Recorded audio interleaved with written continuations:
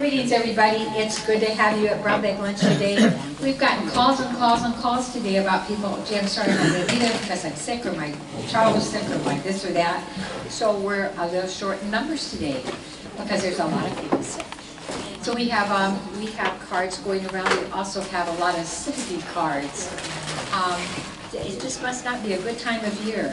We have cards for Elaine Tubbs, Ellen Secor, and Bonnie Farmer, all of who are very special to us, I know. I just wanted to remind people, Ellen Secor, that name may not be familiar to some of you. She lived in Springville, but she was on our board for quite a long time and did a lot of really nice things for the museum. Plus, she was a swimming instructor at the Y for quite a while. And she just did a lot of neat things, and so we lost Ellen Secor. I want to call out Roberta. I remembered. She's gonna have she has a little announcement for us.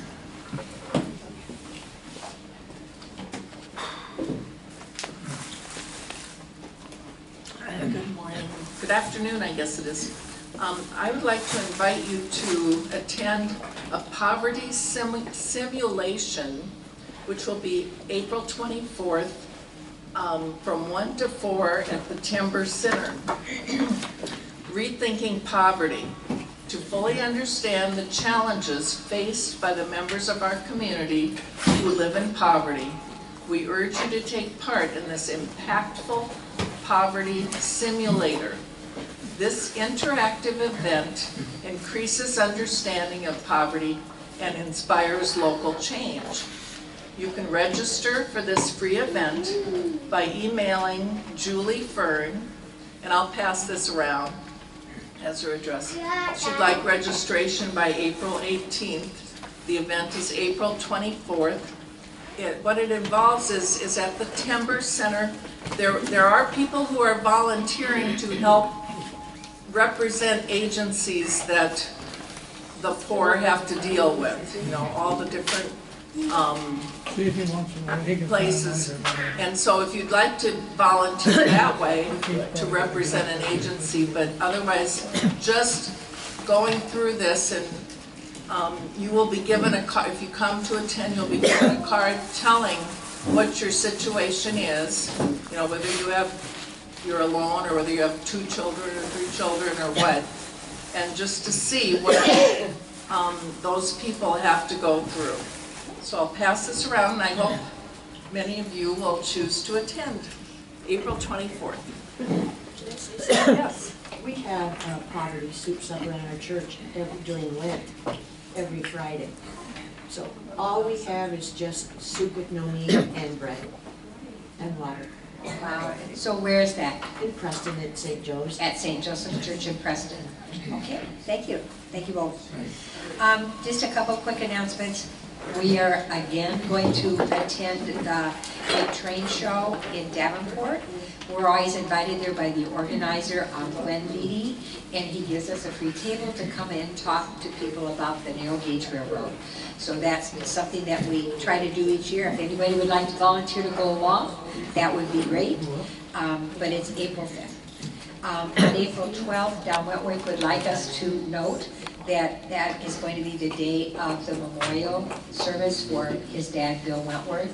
And I don't have the details for that. It's in different places.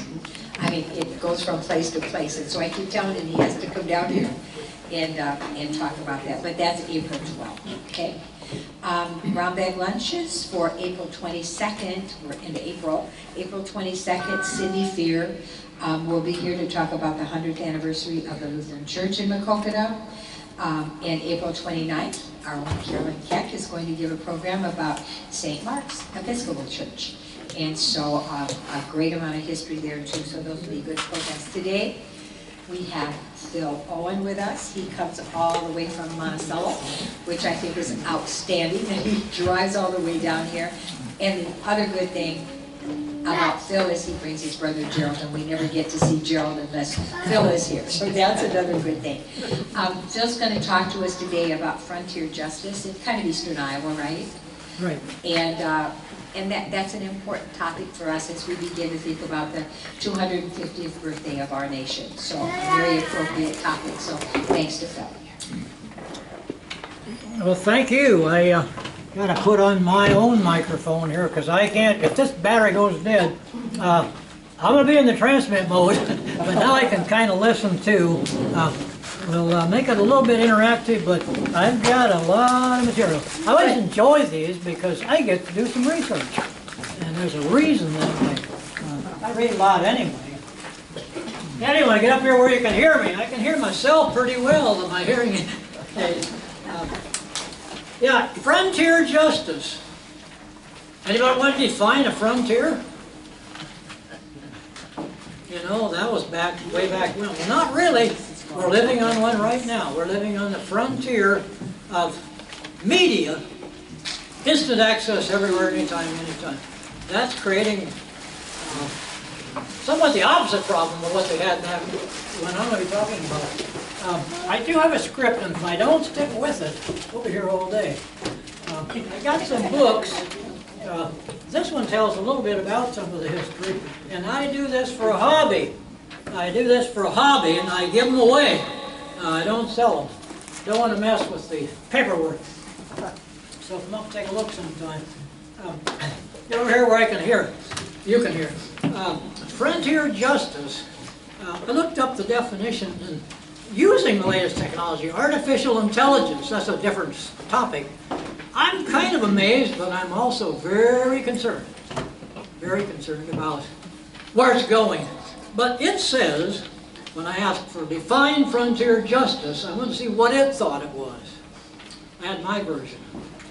It says frontier justice refers to a form of justice, use the word to define the word, how's that word?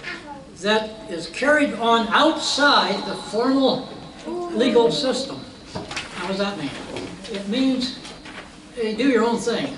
You don't have a courtroom. It's often remote and lawless areas. Well, believe it or not, Jackson County at one time was pretty remote. It was kind of lawless up until, well, even after the time we're going to be talking about. It typically involves vigilante actions. Now, I always thought vigilante were where you hang somebody. Well, it can mean you just come and decide you're going to kill them. You're not going to mess around with the rope. So, artificial intelligence, so-called, it confirmed there were some lynchings in Jackson County. So I thought, okay, I'm going to go something a little more recent and look at some Iowa historical information. Found lots of it. I got about a page and a half that will focus in on the actual events of 1857. Keep that date in mind. I spent quite a bit of time there, but we're going to start way back in the 1600s when Iowa was not Iowa anywhere as close. It was wilderness. And I'd like to welcome you to this time together. It'll be a brief account of ominous details. I don't want to focus on the ominous stuff. I want to focus on the bigger picture of what was going on in the world and the nation and in this area during that tenuous time of 1857 when these events take place. I'll share some forgotten information. Now maybe, how many remember Marquette and Joliet history? I mean, and yeah, most of us, it clicks. I don't know why, but what did they do? Where were they? They were on the river, floating down. They came all the way from, they went up in Canada, I think, but they were in Michigan. They came down the river through Mississippi. They got south of, edge of Iowa, down toward Arkansas, and they heard some news. Who they talked to, I don't know. I assume there are a lot of natives, and they knew several languages, Marquette and Joliet. So they could talk with the natives, and the natives warned them that you probably don't want to go any further. There's some unfriendly natives down there. And the Spanish and the French were both arguing over the same territory. Now, these were French people. And the Spanish controlled the southern part of the U.S. That was the U.S., but they warned them, and Marquette and Joliet said, oh, okay, we're going to turn around and go back home. They didn't go any further south. A little bit later, the the explorers were still around. The Marquette and Joliet, they only made one stop. It says here they had some, what did they have with them? They were, Spain and France were superpowers. So they were traveling kind of in their own territory. But when it come time to turn around, they were going to turn around. But these explorers wound up putting the name of their country. That's how they claim territory. You go through a territory and you start a place or you name it, and that name, if it gets on the map, that's as good as gold, because then that says you control that area. And not so long sometimes. But names like Dubuque, Julian Dubuque, okay, Prairie de Chine, New Orleans, way down the other end, St. Augustine, Florida, that's Spanish were down there, Santa Fe. These names were all being put on maps early on. Some of the people who named it maybe heard it from somebody else. They weren't even there. Some stories like that. But 130 years after Marquette and Joliet, Zebulon Pike. That name's familiar, right? The other story was, oh yeah, he discovered Pike's Peak out in Colorado. I was on that once or twice. But apparently either he was on top of Pike's Peak in Iowa, the park, or at least he floated by. And his name is on that park now. Pike had just been appointed an Indian agent. This was right after, this was 1805. This was right after the U.S. took possession of the new territory, Louisiana Purchase. And the U.S. was getting ready to build forts here and there to protect it. They were sending out a few people. I don't know what his role was supposed to have been, but he met with a Indian agent by the name of William Ewing. Had just been appointed Indian agent, and he was a French interpreter. And he had 4 Indian chiefs. This was a Pike. Now, were they all friendly? The same? I don't know. And there were 15 Sac and Fox warriors that were going to meet with Zebulon Pike. I don't know what the mission was, other than just exploratory, but it didn't say anything about a battle or war or anything like that. But at that time, justice, it was just a word. There was no law and order that was going to enforce it. The military people that were coming in these forces, they didn't go out and chase after any robbers or arrest anybody. So it was a says where there's no law, where there's no laws, nothing is broken. There's no law, there's no sin. I think so the gospel says. So it was kind of a carefree time. Fort Madison was later built, and 3 other military forts to kind of put a claim on the territory that says, okay, the U.S. is in charge, we got our military out here. It went on like that for a good number of years. Never get up toward the middle 1857, we'll talk about a bit. But how many been to Fort Atkinson? Yeah, that supposedly was built to keep 2 Indian tribes away from each other's throats. I don't know, it makes a good story. I can't believe we went on our way too far to protect one tribe from another, unless they were causing problems, which they probably find a reason. Build a fort, that puts your mark on it. And I read somewhere, I didn't have time to check it. It said at one time they could claim almost 50 military sites in Iowa, or you could look across the borders, the rivers, both sides, and you could see, like, okay, Savannah Ordnance, that wasn't there, but Prairie de Chine, Fort Crawford was there. So they say there were a lot of military sites, but most of them were just a temporary, they weren't like a fort or anything. So we had military, but we didn't have civil. We didn't have sheriffs every county, deputies, courthouses, you know, the whole process of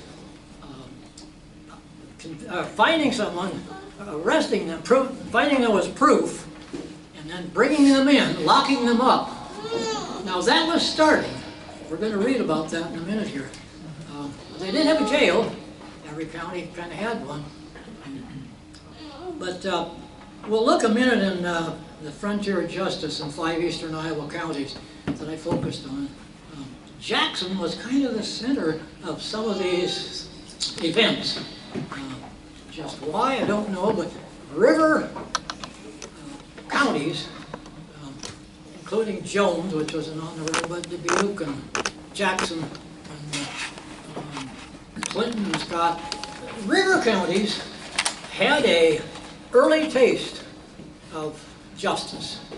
And the Bellevue War, you did that, that was earlier, 1840? Yeah, it was quite a bit earlier than 1857. Well, in my day, 17 years would be a long time, but now not so much. But anyway, a lot can happen in 17 years. So you would thought by the time they got over the Bellevue War, that was 4 years before, or 6 years, I guess, before Iowa was a state. 1857, Iowa had been a state for 11 years. You would think there would be some law and order, and you wouldn't think you would have chaos just breaking out all over. Well, that's kind of what happened. And we'll look in a minute and see why. But justice is mentioned way back in the Bible. I guess they must have thought it meant kind of what we think it means today. Throughout the Old and New Testament, our call to do justice is clear. Give justice to the weak and the fatherless. Maintain the right of the afflicted and the destitute. And that was Psalm 82, verse 3. Sounds like something we just take for granted today, like, oh, okay, they're taken care of. We got relief, we got, you know, all kinds of food places, warm places. That's our version of, I think, taking care of the poor and the destitute. Well, I think the Old Testament had a different look at it. It was tough times, especially for women. Learn to do good, seek justice. Okay. Correct oppression, bring justice to the fatherless. That's Isaiah. So this idea of justice goes back a long, long ways. You would think by 1857 we would know what that meant. You know, we've been a state, we got the whole process. But the first Jackson County native residents were the Indians. They arrived in small groups. Dirk Marcucci, let me heard his presentation. I know you were there. His grandfather, Paul Savers, was an amateur archaeologist. And Dirk trotted around by his grandfather looking for artifacts and digging up things that maybe now shouldn't have been dug up. In fact, they were given back to the natives. But those natives, they were here for, Dirk thought he's a professional. He thought maybe 13,000 years. Most archaeologists say, oh, maybe 10,000. But anyway, it's a long, and they, in my mind, had rightful claim to every acre of this whole country. There's no agreement on how many there were here. Some say 10 million, some say 20 million, some say 3 million. A lot. But they didn't settle down. They didn't claim land. They didn't have a deed or markers or survey. They went where the animals were, where the family was, where it was warm. So they roamed around, and they left very, very few marks. You got to know where to look to find any signs. There's some mounds around. But there were 17 tribes, supposedly at one time. By the time we whites got here, there was a lesser number. But they prospered. Now, the Indians, the Meskwaki tribe came back here after they left. They bought 8,000 acres out around Tama. Well, they bought less, but they got 8,000 now. And they're self-governed, have their own school, their own legal system. they don't depend on the government for anything. They're a standalone nation. Many of the tribes are on reservations, but the Meskwakis, for some reason, were able to find resources to buy their own land, which I think is kind of neat. If anybody goes to any of the 4 casinos that we have here in Iowa, we're supporting their business ventures, among others. But there's a story here about justice. I did want to include a little bit of a sensation. My version of this story in Native justice, it's a battle to preserve honor. It's not a battle to gain ground. It's about a site here in Jackson County, not too far from here. Tete de Morts, is that how you pronounce that? Something like that, not being French. You know what that means, of course, right? Heads of death. Oh, what a great marketing thing for tourism. Apparently St. Donatus didn't think so, because that was their original name of that community. And city father said, I don't know, let's pick something else. Let's pick a saint. So they gave it up. The township, I guess, and the creek still has the name. So I was kind of wondering, what's that odd French name? I wasn't even sure it was French. I thought it could have been German. No, I thought that's got to be French. What's that doing? Well, it's kind of a long roundabout story, but the story goes like this. There was a brave. He was a Winnebago. That was who were up here and around that area. It's either the brave or the chief, okay? There's several versions of the story. I believe there's some credibility in the basis of the whole thing. I don't know that I could buy into the whole bit, but somewhere there's something there that allowed a French explorer to come in. And how he was talking to someone who was an eyewitness, I don't know, but the explorer said, yeah, it was interesting. So he put the name, this missionary named it Heads of Death, because that's what he heard. That's what the natives, whites, or I don't know who, said, well, here's 2 skulls, or here's 200, or here's 20, or we don't know how many. I mean, 20 skulls in one place would say, well, okay, there must have been something pretty violent here. If there were just 2, well, maybe wild animal killed them, or maybe they just died of old age. So I'm trying to piece together enough evidence. My engineering background says, you've got to have more evidence. You can't just go with hearsay. That's a good story, but before I start putting it down and promoting it, I'm going to have to disclaim it, because it's a legend. But this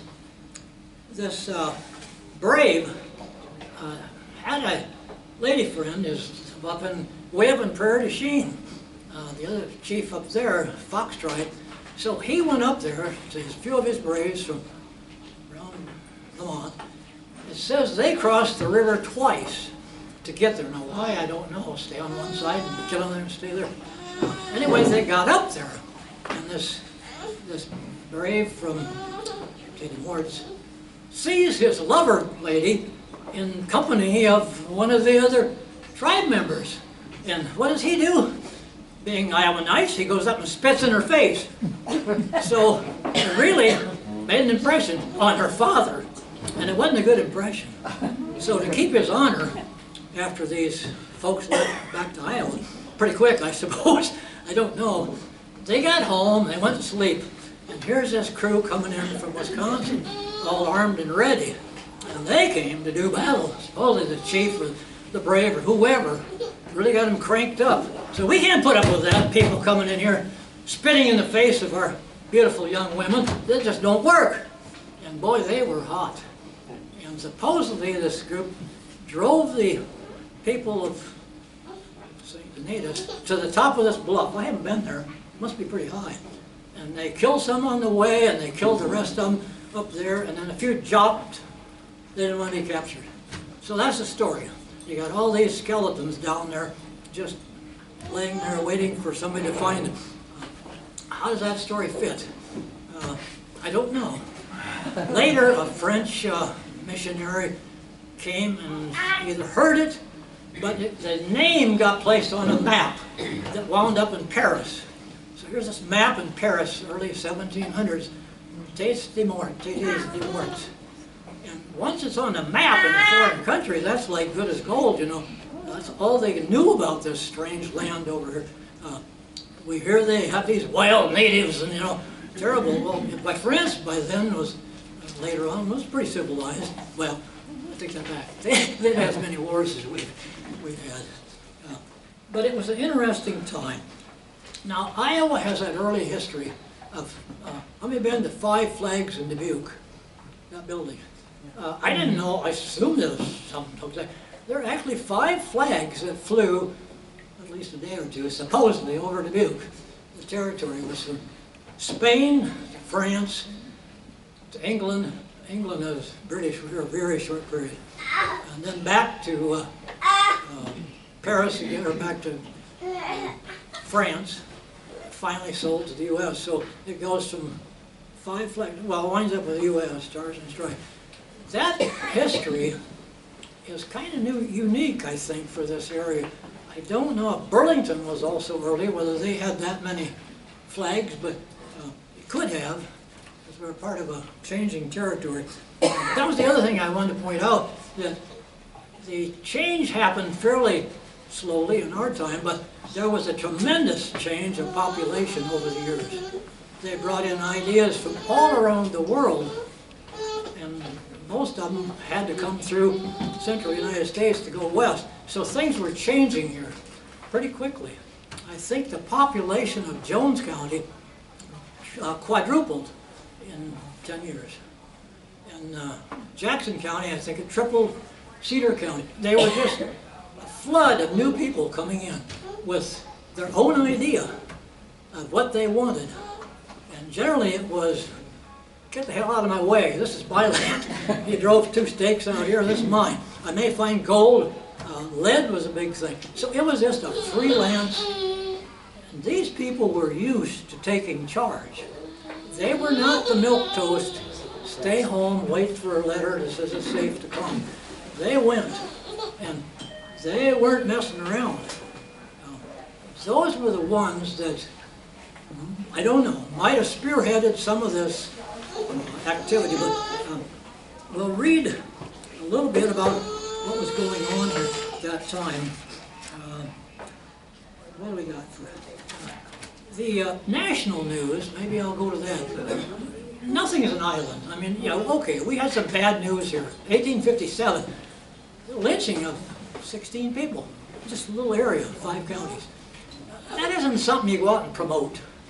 Even now, after these years, you don't put that on a, well, there'll be something to say, this is marketing, let's get somebody in. But it isn't something to necessarily be proud of. Probably be reading some names that are familiar.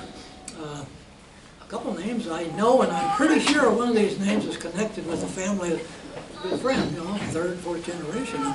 But in the global news, or national news, you're not an island. These people were here. They were reading other things going.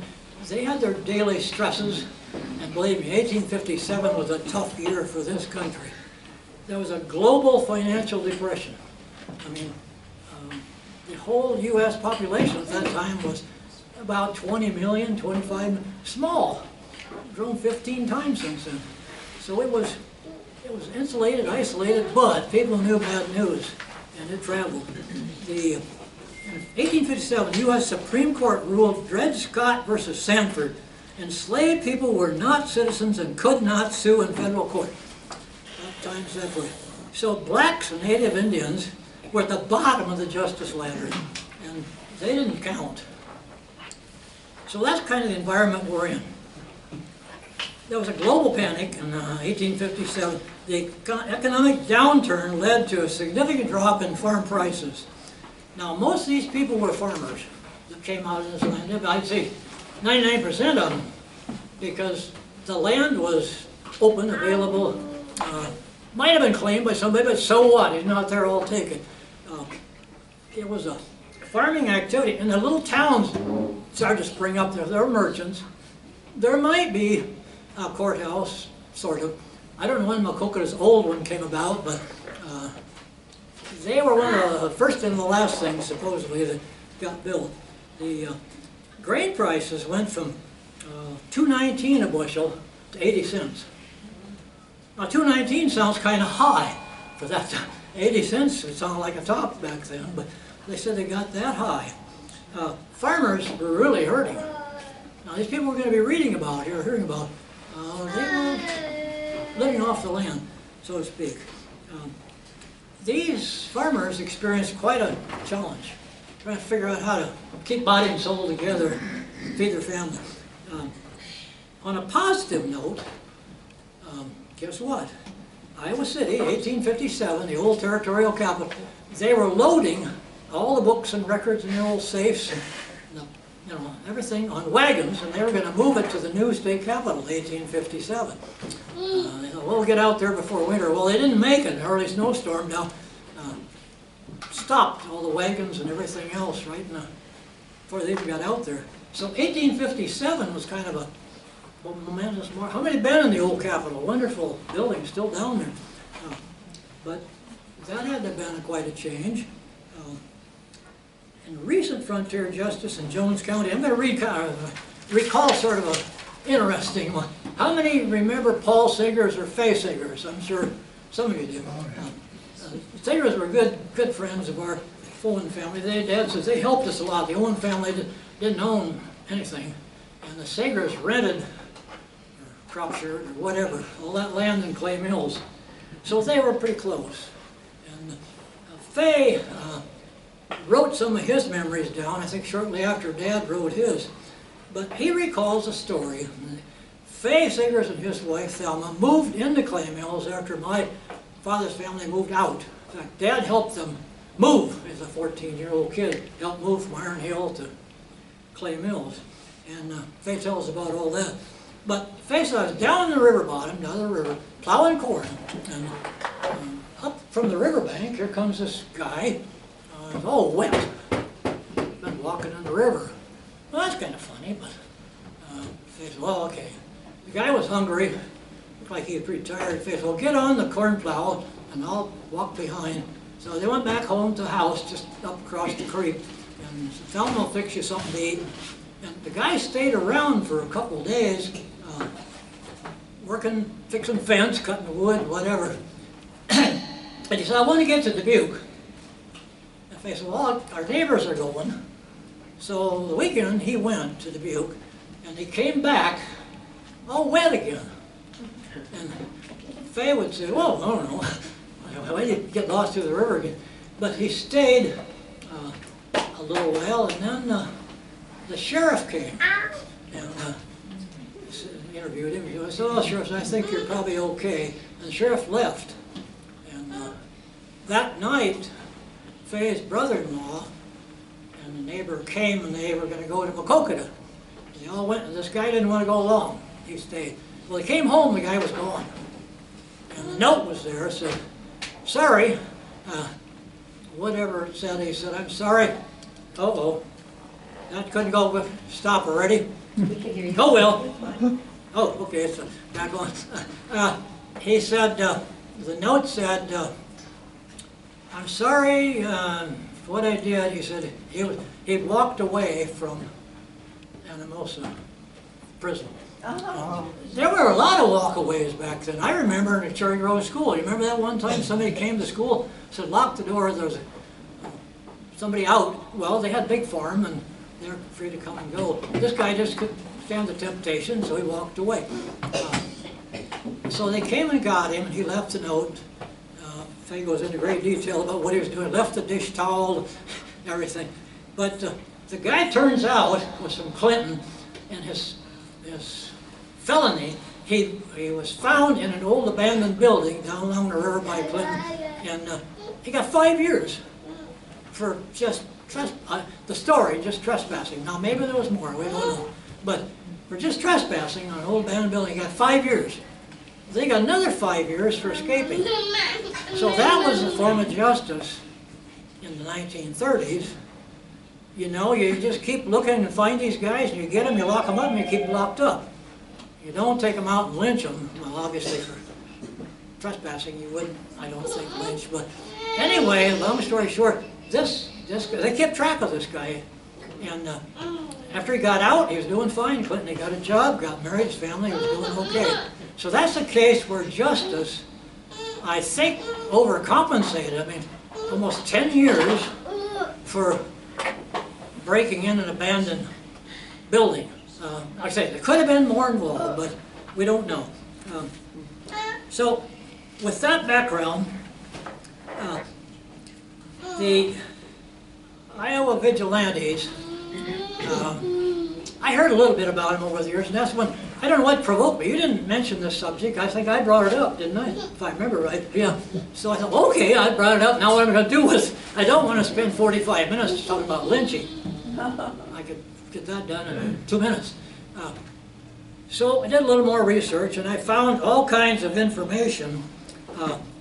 There's about 25, 30 pages, Iowa Historical, and it provides all this background information, but it doesn't mention any of the financial hardships, any of the other activities that might have inspired, you know, people to go out and lynch. So, well, there's got to be more to it than that. So I started looking. Internet will find you all kinds. Some of the stuff you can believe. I trust most of what they find on history, except where it goes way back. But the history of the day says there was just an awful lot of things that presented challenges for those people here in 1857. Now, it's not an excuse. You can't use an excuse, but I'm sure it riled their emotions. They were already angry because maybe they lost their farm, you know, and they could take it out on somebody. So I heard so-and-so is a horse thief on hearsay. Or maybe somebody said, I saw him stealing horses. So what they do is they go round up that person, and that's enough. That's all the evidence you need. Let's just string him up. Don't bother calling the sheriff or the law or have court or nothing.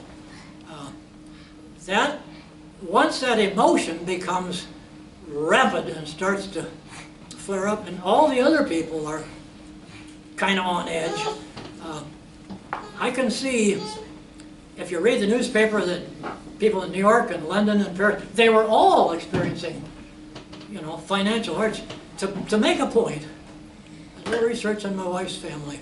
Her great-grandparents, great-grandfather, 1857, they were in Germany. They were on a family farm that had been probably 20 generations, I don't know, been carved up in a little postage stamp. Couldn't make a living on it. So the kids all wanted to go somewhere. So their grandfather, great-grandfather, loaded up his wife, their 2-year-old. They got on a boat in Bremerhaven, and they came. They were going to come to Iowa, along with some other people now living up in Jones County. So that all sounded good. It was a tough trip. She was 7, 8 months pregnant when she got on the boat. They had a little 2-year-old. They got about 3 days or a week or 2 out in the North Sea. The boy got deathly sick. They buried him at sea. He was one of 3 people that died buried at sea. They got here in New York, and they wanted to get from New York City to the Great Lakes, to come down the Great Lakes and get down to Illinois. They made it to Great Lakes. She had the baby. The baby died, or was stillborn. Family records don't tell. 3 days later, she died. So, 1857, these stresses of the world were all over, just like they always are, just like they are today.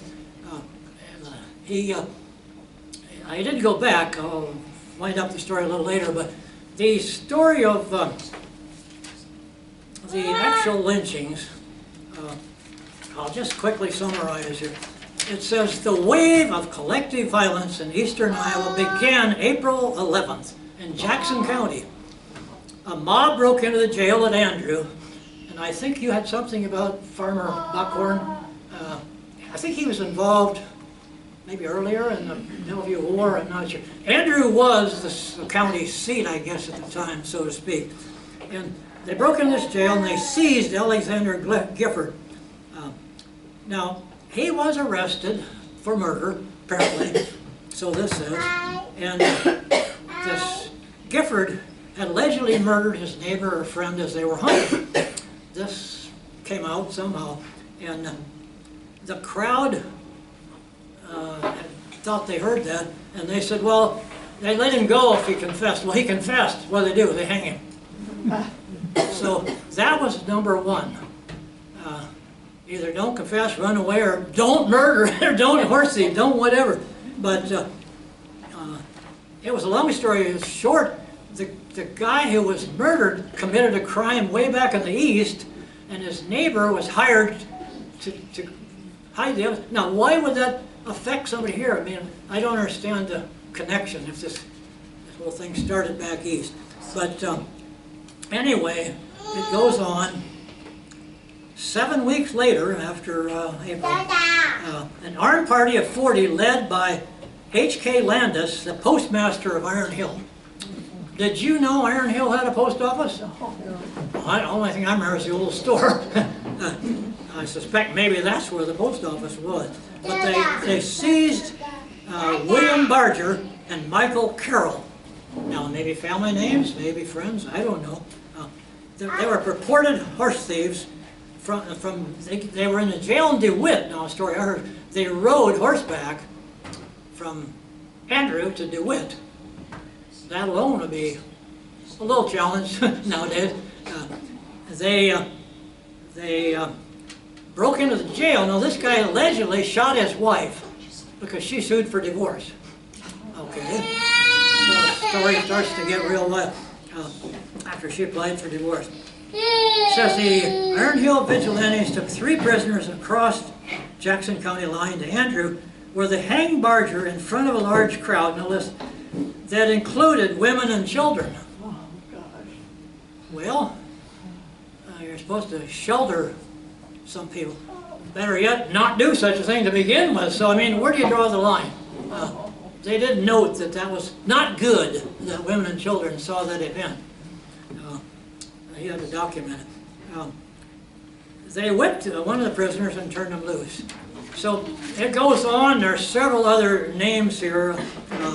A series of incidents occurred early summer, same year, after the regulators. Now, these lynching people, the posse, they called themselves the regulars. They had what appeared to be oaths where they joined the group. They kind of signed up and said, well, we're going to do whatever we have to do, and we're going to stick together, and that's it. We're going to get it done and get on with it.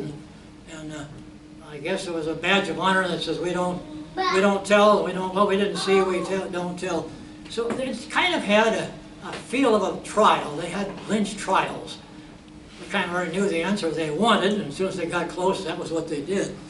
But on June 27th, they seized and fatally shot a guy near Yankee Run in Cedar County. Now, the findings I have, that person being shot didn't count as a lynching. Okay, unless you're hung by a rope in a tree, you're not lynched. Well, you're dead if you're shot without a trial. In Jones County on June 29th, got to get Jones in it now, a mob seized a convicted horse thief. Well, must have went through a trial, who had been later jailed in Anamosa, and they hanged him. They didn't wait for a judge to pass sentence, I guess. It said he'd already been convicted. So this leaves a little openings here and there for your imagination. So I'm a little careful, a little cautious with a lot of what it says, but I've documented these numbers of 16, 15 lynchings as probably did occur. And it says, several days later, July 2nd, a Cedar County mob, approximately 200, broke into the jail in Tipton and seized Alonzo Gleason and Edwin Soper. Now, I had some Sopers that were good friends. They were some of the original people in Jones County, and I would bet pretty good odds that this might have been a descendant. I don't know. They accused him of stealing horses of a German and Bohemian farmers. He goes to point out some details here, like as if he really researched this. Probably did. But after the lynch court, the mob hanged Gleason and Soper from a tree south of Loudon. So they had a court. So we did our thing. We're done. 3 days after the hanging of Gleason and Soper, Cedar County vigilantes seized another horse thief on the outskirts of Tipton. The same day, July 5th, a mob flogged a youth accused of stealing horses in the vicinity of Fairview in Jones County. The vigilante committee reportedly accused Dr. Long and his brother of participating in a gang of horse thieves. Long got away, but the mob reportedly hanged his brother, an alleged accomplice. Newspaper reports indicate, now this can be found in the newspapers, quite a few I've looked at. Newspaper reports indicate that they seized, 300 people seized Jack Parrott in Cascade on Dubuque County, near Jones County line on July 13th, and they hanged him. Cedar County vigilantes tried and convicted and hanged a man named Kelso, an alleged associate in Cedar County. July 21st, same county, Mechanicsville, a mob of 400 convicted an alleged horse thief and counterfeiter named Keith in a lynch court. Eastern Iowa vigilante movement concluded its activities by a band of regulars seized Hiram Roberts, an alleged horse thief counterfeiter from Indiana, who owned a farm in Jones County. So from April to November or December, things were a bit unsettled. So I want to close with a bit of history here that fills the loop. Thank you for listening here. But I want to close with a thank you. We all have relatives that were, we were all immigrants. Come on. I don't have a green card. I mean, I've been here long enough, I don't need one. But some of those original natives might say, how did you get in here? Who let you in? In effect, they were trying to say that for quite a while.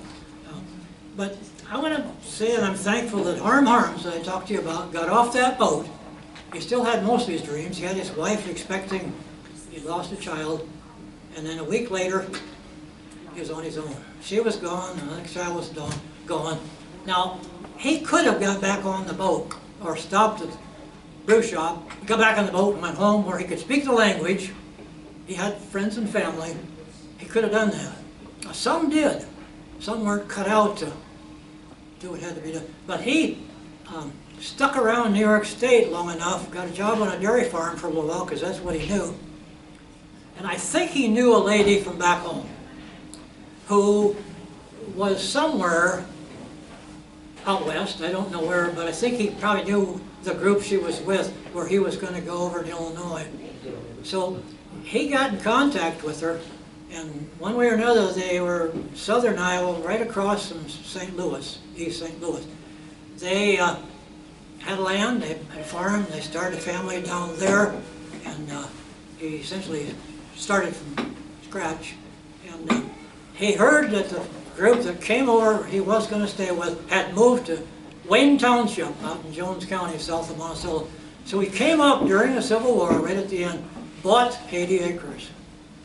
And then, after the war, 3 days after the war officially ended, it was signed the deed. It wasn't a deed, it was a patent to that 80 acres. And he wound up with about 240. I'm thankful that he didn't get back on the boat, because his great-granddaughter, one of many, was my wife. And my grandson and family live on that farm yet. So that would just be one of hundreds of stories like that. As far as I know, he wasn't involved in anything quite as dramatic as get your name in history books.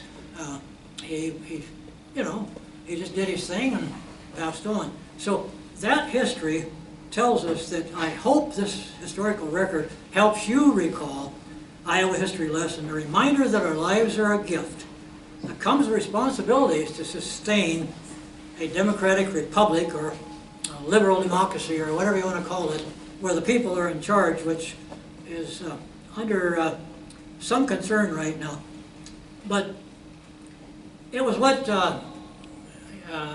Benjamin Franklin, that was the warning he gave. Somebody asked him, what form of government do we have? And he said, well, a democratic republic, if you can keep it. Well, it turns out a republic is the weakest form of government. It requires two things. It requires trust, and it requires an educated populace who are plugged in and trust each other and what's going on. And on top of that, there's a whole bunch of words. A lot of words. That's all they are, words.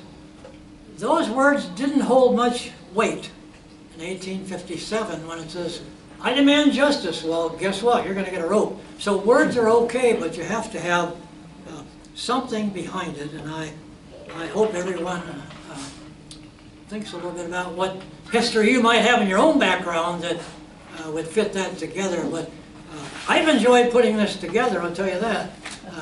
Quite a struggle. Why did I sign up for this? What am I going to do on this topic? This topic is just too...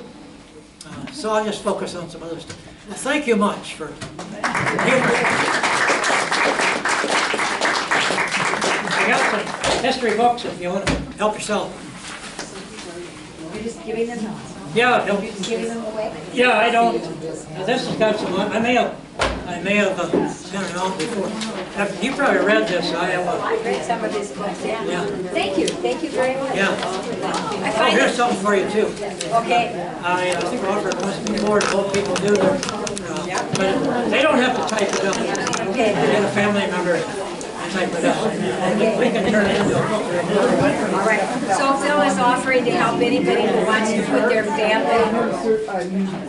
family history together, or write the story of their family. He's done a lot of this. So anybody who wants to do that, he has the expertise to put that together.